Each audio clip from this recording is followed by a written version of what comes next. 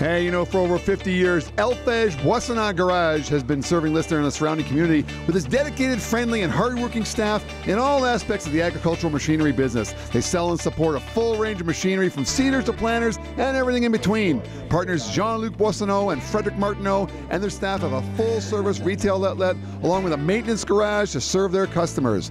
At Elfage Garage, community support is also a part of their daily routine. When asked by UG to support the first annual lumberjack competition here in Lyster, they were very excited to step up in any way they could. Garage Elfage certainly understands what corporate support means to a small rural community. We've been very appreciative of their assistance for this event. And we're heading into the axe store right now, which is kind of like a change of pace from the frantic sawing and chopping that we've been watching at the lumberjack competition here in Lyster. We're going to be showing you the top 4 finalists. We've got Donald Lambert leading the way, and it's a 3-throw total of, well, basically they're 3 throws, right? 3 throws. They score 5 for the bullseye, 4 for a ringer. Donald just has scored a 4, 3-2-1 to the outside ring. And again, yeah, all the competitors threw off earlier in the show. We have the finalists here now throwing, and here's Donald Lambert throwing for his 2nd throw. And certainly the rain has got to make it a little bit more difficult. There's a 2nd throw total of 6 right now. Looks like he's got a 2 there, so he's got a 2-throw total of 6.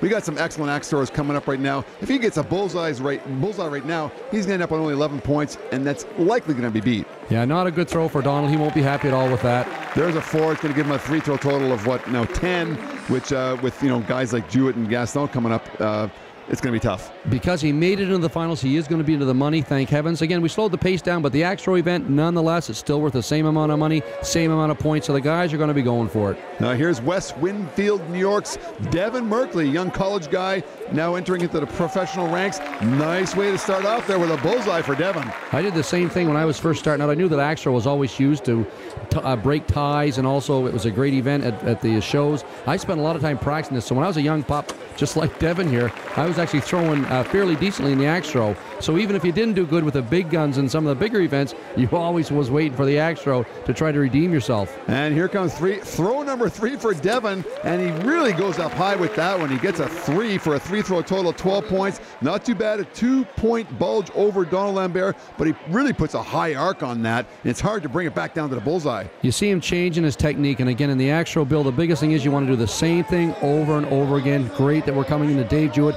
He's going to show you how he does that. Same technique over and over again. Axe throw is often a lot about routine and completing the routine. You can see Dave Jewett even visualizing exactly how he wants to do his throw after he makes his throw. He's got a 1-throw total of 4 right now. He knows he didn't follow through on that, so he's telling himself in his mind, you got to follow through, Dave. You got to follow through, which he does. And when you follow through and do everything right, this is what results. Well, certainly axe throw is a game of nerves as well. And often when you get a bullseye, it's hard to follow up with another bullseye. Right now he's got a 2-throw total in line. A 5 is going to do him in well stead right now, going into one more thrower.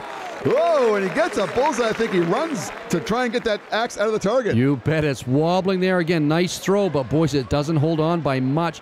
If that was to fall out, of course, you'd get 0. See, that's actually a result of the axe throw target quite beat up here. So the axes aren't being held in there very well because the wood's not tight. Well, right now our leader is Dave Jewett with a 3-throw total of 14. Gaston DePerry is our last finalist. Gaston starts off strong with a bullseye, and if you can get a couple more of those, he'll be in great shape. Surprised to see Gaston here. Gaston not known really for his axe throwing ability, but again, axe throw is one of those events, if you have a good day, you can be in there in the finals. And as I mentioned earlier, it's all about confidence. And there's another bullseye for Gaston. 2-throw total of 10. Okay, we've seen it earlier this season on Lumberjacks. How tough is it to get that 3rd bullseye? The crowd's giving him a hard time. Yeah, but see, he's loose. You see him laughing. Greatest thing he can do. Stay relaxed and laugh. Keep his nerves all untangled, and oh, baby, and that's what happens when you do it. There it is, a 3-throw total of Gaston. 3 straight bullseyes. Not seen much in the lumberjack sports, but there it is. We had one with Derek Pouchnick earlier in the year in Port McNeill. Gaston DePerry wins the axe throw with a 3-throw total of 15. And earlier we did have